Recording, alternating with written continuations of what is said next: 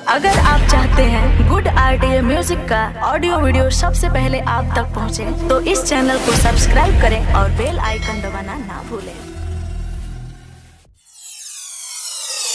अरे ये भौजी कहाँ बड़ हो? अरे का हो? अरे बाहरी आओ तनी रंग खेले के बा। ओहो, आगला जे माथा खराब करे सुबेरे सुबेरे। अरे का हो गई होली के दिन तनी निकल। अरे पुआ ना बनाई, होली खेली आके।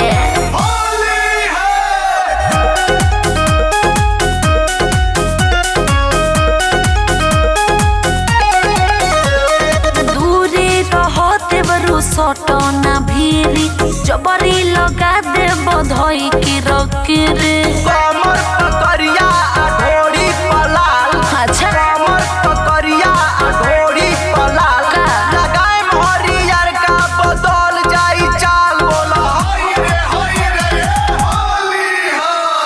दूरे रहो देवरु सोटो ना भीरी जबरी लगा दे बधई की रकीरे ऐसे ना जानो होली में तू तंग करा।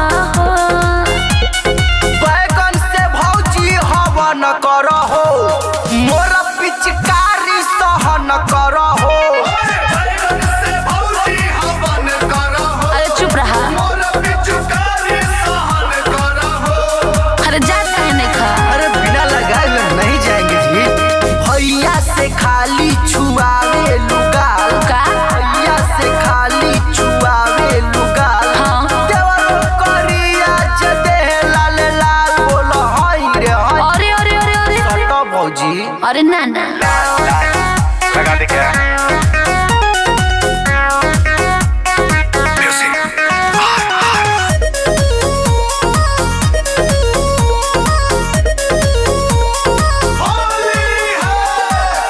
देखी पिचुकारी तो हर डर लागता देवर नया किस्म के ही कलर लागता देवर। कहिया तू चिन्हबू बताव भौजियो। अच्छा। कहिया तू चिन्हबू बताव भौजियो। अरे का? नया जनरेशन में आइल बस सब तनी लगावे दो भौजी।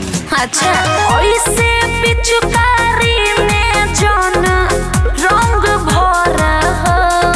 अरे बैगन से भौजी हवन करहो, अरे भगवती मोर पिचकारी सहन करहो। बैगन से भौजी हवन करहो, मोर पिचकारी सहन करहो।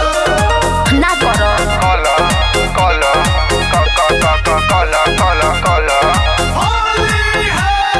झूठो डेरालू हो भौजी तू आज। का कर? झूठे डेरालू हो भौजी तू आज। हाँ। लेके आइल बानी पिचकारी दमाज।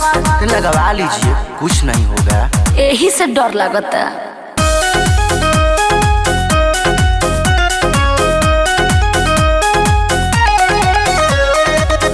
होलिया में काहे देवरू करे लग जन हो तोहरे भैया ला रखनी कोई के जतन हो।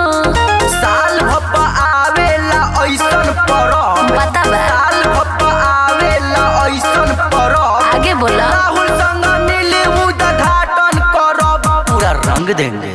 अरे चुप रहा। डीके रतन जन हुड़ा दंग करा। अरे मान में रहो। बैगन से भौजी हवन करहो, का?